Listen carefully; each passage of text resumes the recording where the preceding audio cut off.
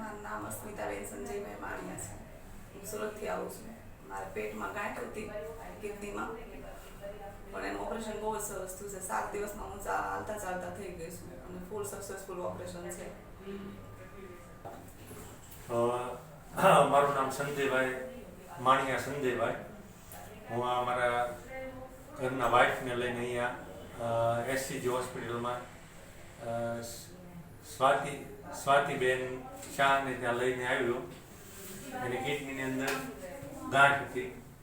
તો એ દીદીએ doctor સ્વાતિબેને operation કરીને ગાંઠને normal રીતે કાઢી નાખી.